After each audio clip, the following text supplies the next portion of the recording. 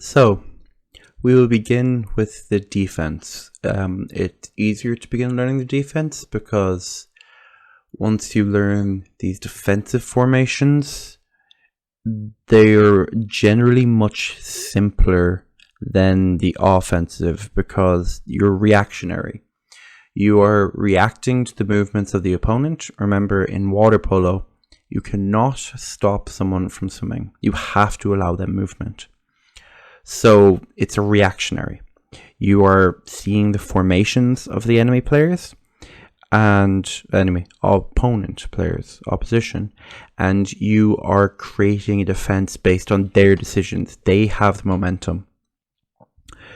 So we will begin with the most simple defense. Simple in its execution, very difficult effort-wise, because every single individual, when in the press defense, has to be doing their part. They have to get their positions properly. They cannot allow their player to turn them or to get an easy pass. If they do, the press defense breaks down. I will now proceed with this video, and I will interject in any way that any time there is a necessity. First and foremost, we want to press. We want to keep pressure on the ball. We want to run the 35-second clock. Now, you have probably heard 35-second clock there.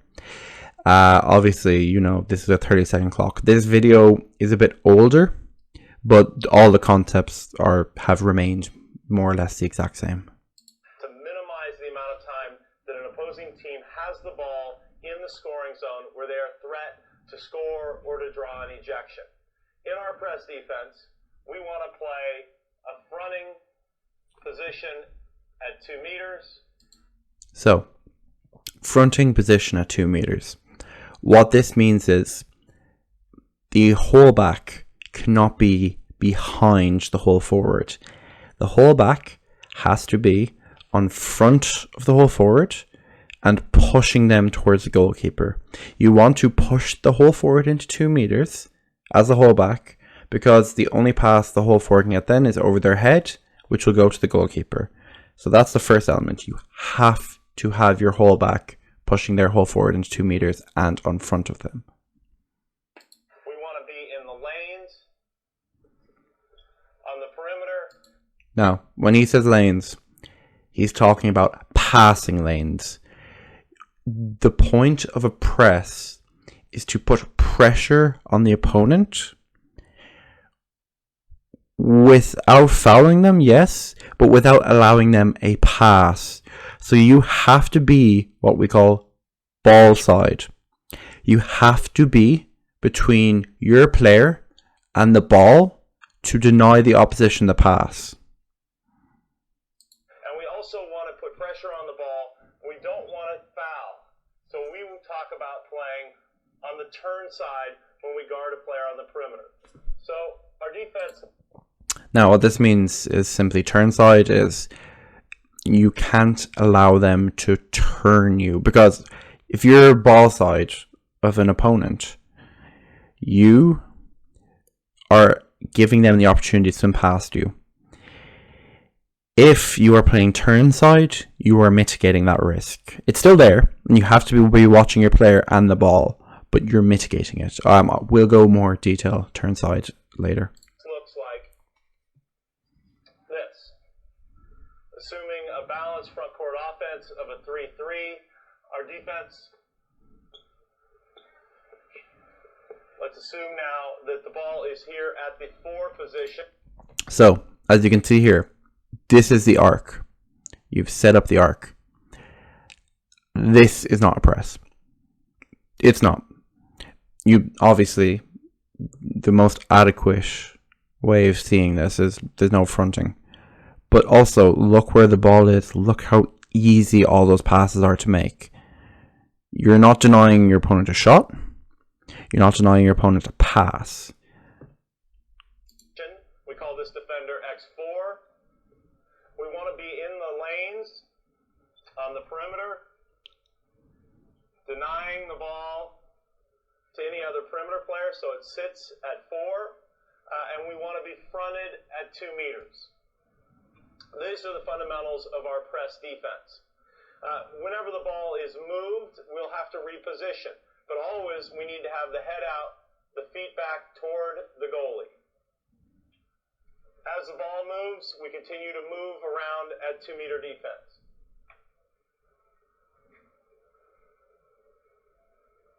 So if the ball gets over to the 2 spot,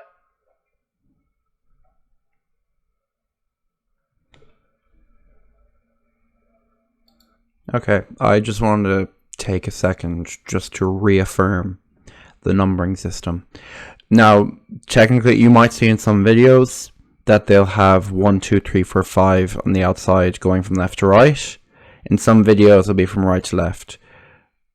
We will always play it from left to right. The player on 2 meters on the left-hand side is always 1. The player on 6 meters on the left-hand side is always 2. Holdback is always 3. Player on 6 meters on the right side is 4. Player on 2 meters on the right side is 5. And he has 2 meters. The 2-meter man is sometimes what they use to reference the whole forward. We'll just use number 6. So for every play, these are the numbering positions. There's attackers are circle. So they're 1, 2, 3, 4, 5, 6. Now, for defense, you use the same number as the attacking position. So you see where O1 is there. That player is going to be X1. The player defending O2 is X2. Okay? Generally, we'll always look at this from an offensive formatting. So it's important to keep in mind just for future that that's the numbering system we use in water polo. We want X2 to be up here. We're in the lanes all the way around. Continue fronting at 2 meters to deny the ball going to set. But when we're guarding the ball, we want to be on the offensive player's turning shoulder. So a right-hander here protecting the ball, looking to turn to make a pass either to 2 meters or to shoot, or even to another perimeter player. We want our defender on this left shoulder so that when the offensive player turns, the defender is right there to disrupt that pass and not foul. So we are not in a position to hold, sink, or pull back the offensive player. We're on the turn side. So fronting 2 meters, laning on the perimeter, turn side, guarding the ball. Now, we are not able to stay in a press at all times. We will lose position at 2 meters, ending up behind at set. Once we lose position at 2 meters, we need to think about helping. Our primary place to help is going to be in the 2 meter. Okay, so I'll end that video here. But I would like to make one point. If you are playing against a very good team, it is very difficult to hold a press indefinitely. However, there are times when if they're a better team than you, you can win by putting the pressure on them. And there are times when they're worse team than you, and the press defense isn't going to be the best way to play. The press defense is intensive. It's especially for the holdback, but for every player. Unless the opponent team is stupid, they will not allow you to easily take a position. You have to be fighting using your egg beater kick the entire time, and you cannot foul them. It is very difficult, but this is what we are looking for. I will end the video here, and then we will move on to the concept of a help defense. It's not a set defense like press, drop, or M zone is. It's more of a concept when defending.